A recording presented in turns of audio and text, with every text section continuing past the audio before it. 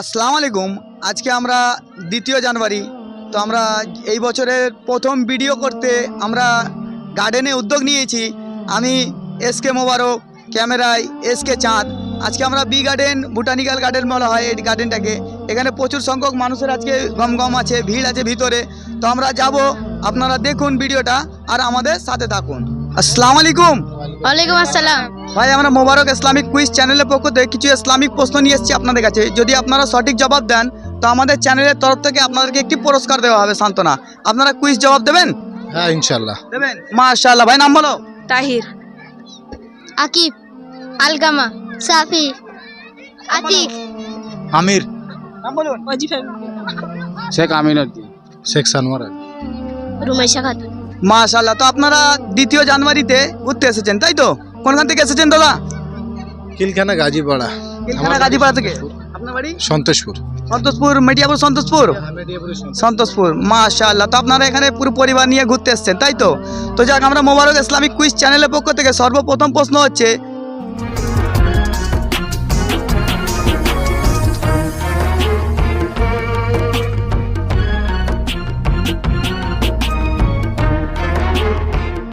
যে সারা দিনের মধ্যে এই উম্মতের উপরে কত রেকাত নামাজ ফরজ আছে? 5 ওয়াক্ত। সারা দিনের মধ্যে কত রেকাত বলুন? কত রেকাত আছে? মাশাআল্লাহ, দারুণ জবাব। নেক্সট প্রশ্ন, নারীদের মধ্যে কোন নারী সবথেকে বেশি পর্দাশীল ছিল বলুন? মা ফাতেমা বিবি। মা ফাতেমা। মাশাআল্লাহ। প্রথম নারীদের মধ্যে কে যাবে জান্নাতে? কেটুরির বিবি, কাটুরির বিবি। আর মা ফাতেমা বিবি মানে ঘোড়া কিংবা উটের উপরে বসে থাকবে। মাশাআল্লাহ, মানে মা ফাতেমা থাকবে সাওয়ারির উপরে আর কাঠুরির বিবির হাতে লাগাম থাকবে। মাশাআল্লাহ, সঠিক জবাব।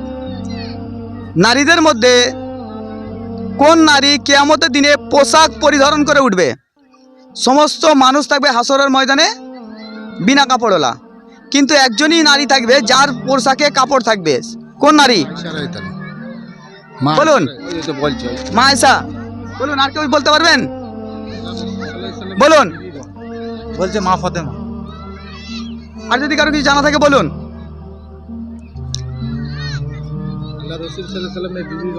বলুন। আল্লাহ রসুল সাল্লাল্লাহু আলাইহি সাল্লামের বিবিগণ। আল্লাহ রসুলের বিবি কম বেশি 11খানা বিবি ছিল। কোন বিবিগণ? মা আয়েশা। বলুন। মা আয়েশা। আর কেউ বলবে? আপনারা কেউ জানেন না? কোন নারী কিয়ামতের দিনে সর্বোচ্চ মানে কাপড় পরে পরিধান করে উঠবে? ফেরাউনের স্ত্রী আসিয়া। ঠিক। মাশাআল্লাহ। সারা দিনের মধ্যে এমন একটি ওয়াক্ত আছে, সময় আছে, যেই সময়ে আল্লাহ দোয়া কবুল করে, বলতে পারবেন? বলুন। সবে সাদেকে পরেই ফজরের আগে। বলুন। তাহাজ্জুদের। সারা দিনে, রাতে না। আসরের আগে। বলুন। আসরের নামাজের আগে 2 রাকাত সুন্নত পড়ার পরে যে দোয়া করবে ওই দোয়া কবুল হয়। আসর যে ফজর নামাজ আছে নামাজের আগে, আসরের নামাজের আগে, ফরজ নামাজের আগে আসরের ফরজ নামাজের আগে যে দোয়া করবে সে দোয়া আল্লাহ কবুল করে। আর কেউ বলতে পারবেন? ইসলামের যখনই ডাক আসবে আমরা আগে যাব, এটা হচ্ছে নিয়ম। বুঝতে পেরেছো? বলেছে কেউ যদি অল্প ক্ষণের জন্য দিনকে চিন্তা ফিকির করে, দিনের নিয়ে চিন্তা ফিকির করে, বলছে 60 থেকে 70 বছর নফল ইবাদতের স্বভাব দেওয়া হবে। তাহলে যদি দিনের কাজ করি তাহলে কত স্বভাব পাওয়া যাবে? বুঝতে পারছেন? আপনার আমার ওসিলায় যদি এই ভিডিওর মাধ্যমে যদি কেউ ইসলামকে শিখতে পারে, জানতে পারে, মানতে পারে, বুঝতে পারে, আপনার নেকি আমার নেকি। আর যে ব্যক্তিটা আমল করবে সে ব্যক্তিটাও জাহান্নামের রাস্তা থেকে বেঁচে গেল, তাই তো? গোসলে ফরজ জানা আছে? হ্যাঁ। বলুন, গোসলে কটা ফরজ বলুন? বলুন। 5টা। 5টা। আর কেউ বলবে? বলুন। গোসলে বলুন। গোসলের মধ্যে 3টি ফরজ। 3টি ফরজ। মাশাআল্লাহ, সঠিক জবাব। বলতে পারবে কি কি? নাম্বার 1 মনে মনে নিয়ত করা। নাম্বার 2 মনে ভুলে গেছি। যাক, ভাবো। আর কেউ বলবে? 3টি বলতে পারবেন? 3টি কি কি? দেখো আমরা হচ্ছে মুসলমান, আমাদেরকে সবসময় পাক পবিত্র থাকতে হবে। হ্যাঁ বলো। প্রথমে মনে মনে নিয়ত করা, দ্বিতীয় হচ্ছে ভালো করে শরীরকে ধৌত করা, যেহেতু একটা লোম না শুকনো থাকে, আর 3 নম্বর হচ্ছে গলা পর্যন্ত গুড়গুড়ি করা, মুখমণ্ডল বলুন। মাংস অব্দি পানি যাওয়া, আওয়াজই করা। মুখমণ্ডল ধৌত করা। দেখুন গোসল এমন একটা জিনিস, যদি গোসলের ফরজ যদি আমাদের জানা না থাকে, তাহলে আমরা কোরআন পড়লেও ভুল হয়ে যাবে, নামাজ পড়লে গোনা হয়ে যাবে, ঠিক আছে। আর যদি কোনো নাপাক ব্যক্তি দুনিয়ায় মানে মারা যায়, তো সেই ব্যক্তিকে নাপাক ফেরেশতা এসে নিয়ে যাবে, তাই তো নাকি? তাহলে আমাদের গোসলের ফরজটা পারফেক্ট জানাটা দরকার আছে, কেন পবিত্রতা হচ্ছে ইমানের অঙ্গ, তাই তো। তো গোসলের মধ্যে 3টি ফরজ। সর্বপ্রথম হচ্ছে 3 বার কুল্লি করা গলগলা সহ, ঠিক আছে। তারপর 3 বার নাকে নরম মাংস পর্যন্ত পানিকে পৌঁছানো, যেন এটাকে জ্বলে ওঠে, ঠিক। তৃতীয় হচ্ছে পুরো শরীরকে উত্তম রূপে ধৌত করা, যেন শরীরের একটি রোমের গোড়া শুকনো না থাকে, ঠিক। মাশাআল্লাহ, জানা হয়ে গেল, তাই তো। আচ্ছা, আমরা সবাই কম বেশি কোরআন পড়ি তো? আচ্ছা, তোমরা সব কোরআন পড়েছো, তাই তো? কোরআনের সর্বোচ্চ বড় সূরা কোনটা? কোরআনের সবথেকে বড় সূরা কোনটি? বলুন। কোরআনের সর্ব বড় সূরা, হ্যাঁ সূরা ইখলাস।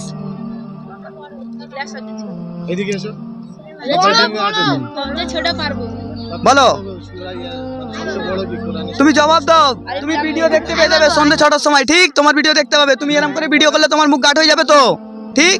আচ্ছা, কেউ বলতে পারবে না? সূরা বাকারা। মাশাআল্লাহ, সঠিক জবাব, সূরা বাকারা। এদিকে আসো। আচ্ছা, কোরআনের সবথেকে ছোট সূরা কোনটি বলতে পারবে? সূরা কাউসার, হ্যাঁ? সূরা ইখলাস। সূরা কাফেরুন, বলো। কাউসার। কাউসার পড়তে পারবে? হ্যাঁ। বলো। বিসমিল্লাহির রহমানির রহিম, ইন্না আতাইনাকাল কাউসার ফাসাল্লি লিরাব্বিকা ওয়ানহার, ইন্না শানিয়াকা হুয়াল আবতার। মাশাআল্লাহ, সঠিক জবাব। তোমরা সবাই কোরআন পড়ো? কোরআন পড়ো। আচ্ছা, কোরআনে কটি আয়াত? কোরআনের কটি আয়াত? 201টা। 6266টি। ভালো করে বলো, হচ্ছে তোমার। 6266টি। 6666টি। 6666। মাশাআল্লাহ। কোরআনে মোট কটি সূরা আছে বলতে পারবে? বলো। 114টি। 114টি। মাশাআল্লাহ। কোরআনের কোন সূরাতে বিসমিল্লাহ নেই জানো? বলো। সূরা তাওবা। সূরা তাওবা। মাশাআল্লাহ, সঠিক জবাব। হ্যাঁ, জান্নাতে সবথেকে বেশি কোন শ্রেণীর লোক বেশি থাকবে? হ্যাঁ বলো, কোন শ্রেণী? হ্যাঁ, গরিব শ্রেণীর লোক। মাশাআল্লাহ, সঠিক জবাব।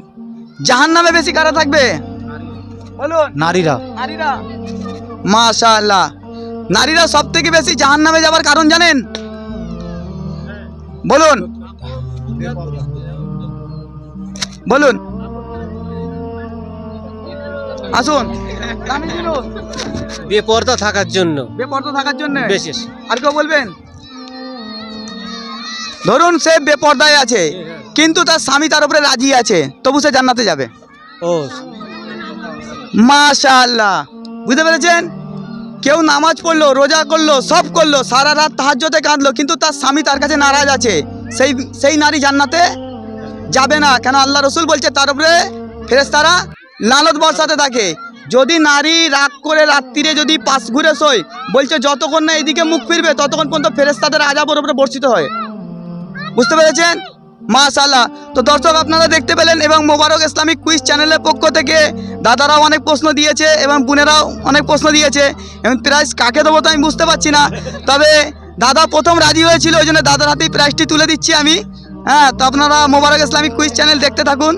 তো দর্শক, আমরা মোবারক ইসলামিক কুইজ চ্যানেলের পক্ষ থেকে দাদার হাতে একটি পুরস্কার তুলে দিলাম। হ্যাঁ, মাশাআল্লাহ। আমরা যে সোশ্যাল নেটওয়ার্কে এই ধরনের ভিডিও আপলোড করছি, যাতে আনেওয়ালা এই যে জেনারেশন আছে, যেন এই ভিডিওর মাধ্যমে ইসলামকে শিখতে পারে, জানতে পারে, মানতে পারে।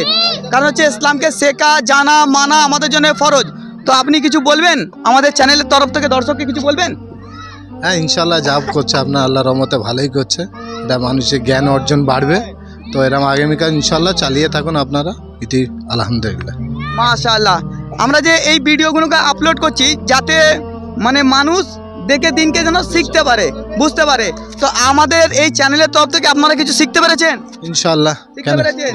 তো দর্শক আপনারা দেখতে পেলেন, এবং মোবারক ইসলামিক কুইজ চ্যানেলের পক্ষ থেকে যদি মনে হয় এই ভিডিওটি বেশি থেকে বেশি উপকার আসতে পারে মানুষের মধ্যে, তো আপনারা বেশি থেকে বেশি শেয়ার করবেন। এবং যদি আপনাদেরকে কিছু বলার থাকে বা এই গার্ডেনের বিষয়ে যদি আপনাদেরকে কিছু বলার থাকে, তো আপনারা আমাদের কমেন্ট বক্সে জানিয়ে দেবেন। আসসালামু আলাইকুম।